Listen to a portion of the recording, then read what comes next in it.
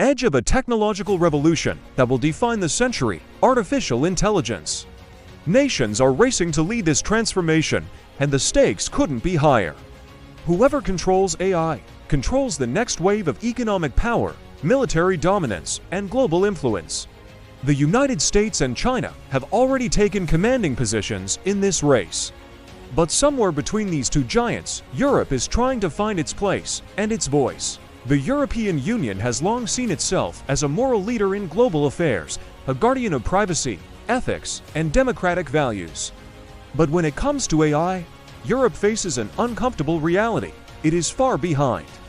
While American tech giants like Google, OpenAI, and Microsoft are setting the pace, and China's state-backed champions like Baidu and Tencent are scaling AI at massive speed, Europe is still debating how to regulate the very thing the rest of the world is already using. In 2025, the EU introduced its ambitious AI Act, the first comprehensive set of rules in the world meant to govern artificial intelligence. Brussels proudly calls it the foundation of trustworthy AI. The law classifies AI systems into categories: minimal risk, limited risk, high risk, and unacceptable. It bans systems that manipulate people, use social scoring, or enable mass surveillance. It demands transparency and accountability from developers. But the problem is, while Europe is busy regulating, others are busy innovating. For years, Europe's technology industry has lagged behind. There are few global AI champions born in Europe. The continent's fragmented digital market, cautious investment culture, and strict privacy laws have all slowed down innovation.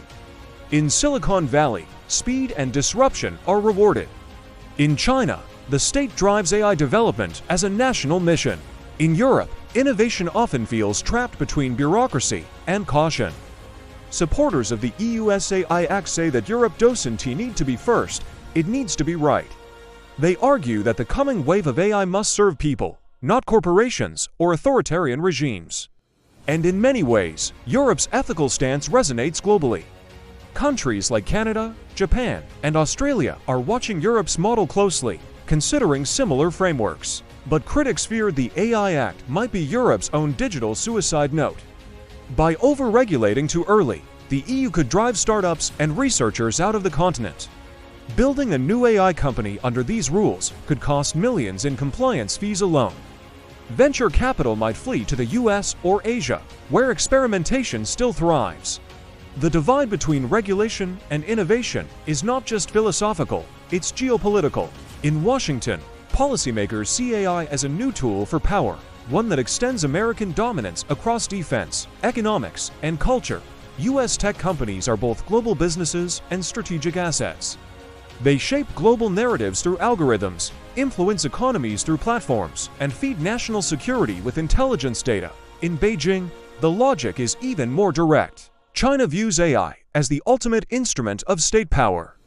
Its government is integrating AI into surveillance, social management, and military systems. With state funding and massive data resources, China aims to surpass the US by 2030. For Beijing, AI is not just about innovation, it's about control. And that leaves Europe caught between two models it cannot fully embrace. The American model is driven by private innovation and corporate power. The Chinese model is centralized, authoritarian, and data-rich. Europe wants a third way, a human-centered AI. But the question remains, can values compete with velocity? Europe's AI strategy isn't just about technology, it's also about independence. The continent is painfully aware of its dependence on American cloud providers like Amazon and Microsoft, and on Chinese hardware manufacturers. Europe doesn't want to be a customer in someone else's digital empire. It wants to be a player. That's why the EU is now pouring billions into initiatives like the European Chips Act, the AI Innovation Council, and new supercomputing hubs across Germany, France, and Italy. The goal: build local AI capacity, train a new generation of engineers, and create a unified digital market. But time is running out. The pace of AI innovation is accelerating globally. In just 2 years, AI models have become exponentially more capable. The gap between Europe and the US is widening. American AI startups attract more than 10 times the funding of their European counterparts. Even within Europe, there's fragmentation. France and Germany push for industrial AI, while Nordic countries prioritize green tech, and Eastern Europe focuses on defense automation. To compete globally, Europe must act as one, but politically, it often behaves as 27. Meanwhile, the global AI race is spilling into economics and geopolitics.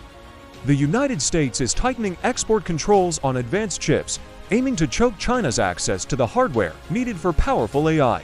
China, in turn, is building a parallel supply chain, accelerating domestic chip design, and partnering with the Global South to resist Western dominance. Caught in the middle, Europe faces a tough choice: side with Washington's tech empire or risk Chinese dependence. And there's another dimension: ideology. America's AI future is capitalist and profit-driven. China's is authoritarian and state-controlled. Europe's model, in theory, is democratic and rights-based. But ideals alone don't generate computing power. To achieve autonomy, Europe will need not just laws, but infrastructure, data centers, chips, labs, and, most importantly, talent. And that's where the challenge deepens. Many of Europe's brightest AI minds are leaving for jobs in the US or Asia, drawn by better pay and fewer restrictions. This brain drain threatens to hollow out Europe's digital ambitions from within. Still, Europe has strengths that shouldn't be underestimated. The continent leads in robotics, industrial AI, and green technologies.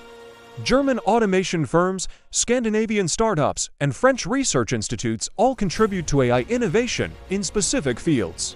And the EU's focus on ethics and human rights could become a global standard in the long run, especially if the AI backlash grows in societies wary of surveillance and deepfakes.